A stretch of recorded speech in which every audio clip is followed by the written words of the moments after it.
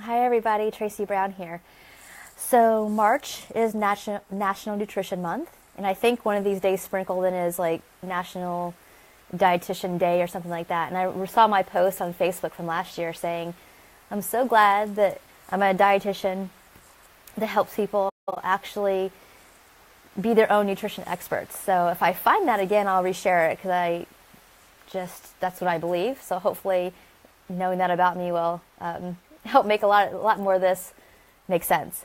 So this is National Nutrition Month, and so you might see more commercials or you might see more stuff out there depending on who you follow on your social media feeds about good nutrition, whatever that means. And I'm not trying to be sarcastic, it's just that it feels like it's such a small piece of the puzzle that if we overvalue it, then I think that's how people get worried and get obsessed about nutrition. So, all right, my thoughts about nutrition and health is that, of course, nutrition is important. I don't want anybody feeling like they have to eat things that make them feel bad. I don't want anybody feeling like they can't make changes with their overall intake, their daily, weekly, monthly, making changes with their food, and not necessarily mean that they're restricting or trying to be restrictive or trying to go back on a diet. I don't think that at all. I want people to eat supportively. And when I use supportive, all that means is, okay, you're making choices that in a moment you believe from your body's feedback have given you some good results, which hopefully that means at least neutrality, like you don't feel bad. You might not feel like you can, climb up a mountain, but I don't think nutrition in itself can cause that to happen. And so I don't overvalue nutrition's role in people's health because I know just from following and listening to people who are way smarter than me that the impact of our food is a smaller percentage of what helps us in overall mental, physical, emotional health. And so not that nutrition isn't important, it's just that it's not the most important thing. And I'm going to share an infographic I found in a group that I'm in around health at every size and nutritionists and therapists. And I don't really know where this infographic came from, but I've heard these numbers fly around a bunch that not more than 25% of our health is going to be determined by our food and movement intake, like basically our personal behavior. So it matters, but it doesn't matter as much as we think it does. A lot of people think like, oh, if I just eat perfectly and I move my body and I am the right weight, then I'll feel great, I won't be unhealthy, blah, blah, blah. And the science doesn't bear that out. And, my experience with clients doesn't bear that out. I know people who do quote unquote what they think are all the right things, and I look at their intake and go, yeah, you're doing pretty good in terms of like variety of food and fiber and all that kind of stuff. And they move their bodies almost every day, and yet they might have a little bit or a lot of high cholesterol, or they might have some hypertension, or they might have some insulin resistance or whatever. And there may be still some things they can tweak, but in terms of somebody looking at them and making some kind of assumption about how well or not they eat, they're probably going to be way off. And so that's why it's so important to start to look at the bigger picture of actually health. And so much of our external environment and the culture we live in and the pressures we live under and the histories we've had in terms of attunement and safety and access to connection and regularly utilizing these things has a lot more to do with what's going on in our bodies and how regulated and not stressed we are. And so that's the stuff I lean more towards. Interestingly enough, as a dietitian, is like, yeah, your food intake's important. And it's super stressful on your body when you're, long-term not eating enough, or when you're long-term eating past fullness and there's no awareness. That stuff is stressful to your body. But that's what intuitive eating aims to help us heal and to fix. Our bodies do like to move. We do feel better, but it may not fix everything. I have clients that have pain, have disability, that's not going to fix everything for them. It might help their joints, it might help them keep less stiff, but doesn't mean it feels good. And so they're working to do the best they can in the situation they're in.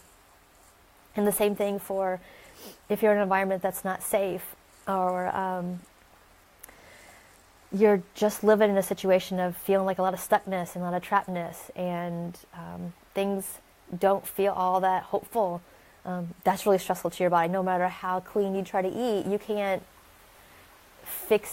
change the impact of that on your body unless that situation's changed, unless you're doing a lot of supportive somatic work, probably can get a lot of support to deal with that. So there's a lot of factors that go into health. And so when I work with clients and they're afraid that like people will think that they're not being an intuitive eater if they want to make some food changes that helps them, I say, of course, that's not, intuitive eating or attuned eating is about supportive nutrition and seeing what will be helpful to you. But it might be extremely helpful to you, or it might not make much difference at all. So it's important to take yourself like out of your self-worth out of this equation, that if food doesn't fix everything, that somehow you did it wrong. It's more about, okay, that's not the main determinant of why I'm feeling the way I'm feeling, what's going on. So that's a super important point that I want you to know about, is that, at the beginning of your intuitive eating process, you may need to eat all the foods that aren't labeled high nutritive dense to make peace, and trust that your body will come along and eventually give you some nudges to try a bigger variety of food, and not have an expectation to like it, but just give it a shot and keep playing and keep experimenting and keep trying to where you can get to a place that feels okay. And conversely, if you've made some food changes and one day it feels like, I think maybe this is helping some, and then another day it's like, oh, I feel terrible. And why do I feel terrible? Because I didn't eat the food I thought was causing me symptoms. The truth is, it may be totally something else. And it may have helped you this much, but something bigger might be the bigger factor, meaning chronic stress or a toxic situation or something like that is the main determinant of your GI stress or your headaches. And I've seen that. I can't tell you how many dozens of times I've seen that, where people change a situation or have a bottom-up approach to dealing with the sensations physically in their bodies, and that shifts or even gets rid of the symptom of the headaches or the constipation or the diarrhea or whatever's happening, and it's not so much the food change. The food change maybe helped this much, but the other stuff helped this much. So I want you to think about the big picture of your situation. I do know that there are other factors too. I have a lot of clients that do supportive things like journaling and supplements or whatever, and that's, again, it helps this much or this much or this much, and all that's really great. And just seeing their situation from a big picture perspective, it's what is overall helping. The food matters. It's great. The movement's helpful. Movement helps with all kinds of things in terms of like intrinsic factors. It feels good. It can feel good if your body isn't in some kind of chronic situation where there's a lot of pain. But if you can't move, don't put pressure on yourself. Don't put guilt on yourself about that. Do what you can do in the situation you're in. So I'm hoping all this is helpful. It's funny, National Nutrition Month, and I'm telling you that like nutrition matters, but it might matter this much, and there's other factors that matter a whole lot more.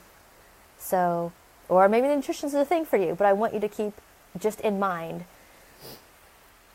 that you trying to get this perfect diet may not be the thing that's going to fix everything.